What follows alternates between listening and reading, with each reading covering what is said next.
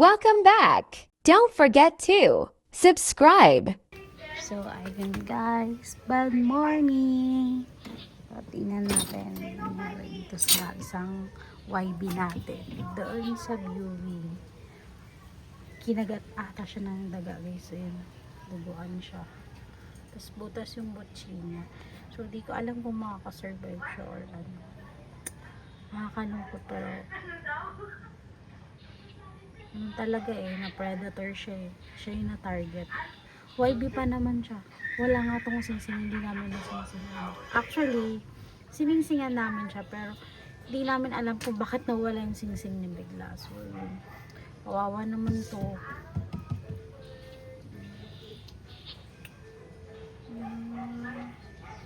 Natin. Ayaw magpahawak. Nakakaawa guys.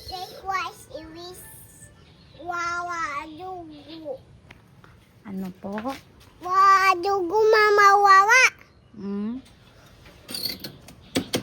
Ingin bibigay. Hi. Oh, baby bird. What happened to baby bird? Dugo. Dugo. Daga. Kagat ng daga. Hmm. Tapos, ano nangyari? Dugo. Dugo. Patay. Huh? Patay. Buhay pa siya. Patay. Mama, buhay pa siya, baby. Oh, ano ba siya, oh? Oh, buhay pa, diba? Oh, Hindi patay. hindi pa. Tayo po. Dugo lang, dugo. Dugo. Dugo lang yung baby bird. Ata. Oh, sad ka? Hindi. Hindi ka sad? Sad. Sad ka? Nakigat siya daga? Hmm. Oo, naman no. Wawa It's a na. monster. Eat siya ng monster? Hmm. Wawa naman yun. Tita. Oo. Lipad. Lipad. Kawawa naman yung bird natin. Ano gagawin mo sa daga pag nakita mo? Tita. Paluin mo yung daga? Sige, palo daga. Kagat mo yung baby bird, no? So, ayun guys.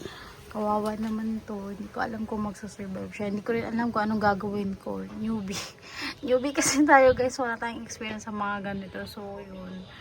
Kung may idea kayo paano siya mapapagaling or ano. Butas na kasi gisong butsin niya. So, parang hindi ko alam kung paano siya pagagaling. Kakakita lang namin sa kanya pagkagising namin. So, ang pangat ng morning natin ngayon. Tapos, hindi rin pa umuwi yung isa nating hen na kinarga natin sa Buena Vista. So, parang nakakalungkot. Ang hirap isipin na hindi ka uuwian pero binigay mo naman lahat. Ganito ata talaga yung kapag newbie, lahat ng emotion nandito. So, yun. Kailangan mo pang mag-cope para hindi ka malungkot pag nawawala yung mga ibon mo or kapag may ganitong sakuna, ganun. Nakakalungkot kasi pag nakikita silang yan, ganyan, kinakagat lang, naalagaan mo, tapos kakagatin lang din. So, ingat na ingat ka, hindi ka nagbababad ng pagkain, tubig. Pag gabi, tinatanggalan namin para lang walang dagang pumunta doon. Pero ending, eto, kinagat yung butchina kasi yun yung may pagkain. Nakakainis. Guys, well, ganun talaga. So, yun guys. Na-share ko lang. Gusto ko lang mag-run. Gusto ko lang maano yung feeling na ano, nararamdaman namin dito ngayon. So, ito pala yung stock lock natin. Yan. Pang ano sana natin yan? Pang summer.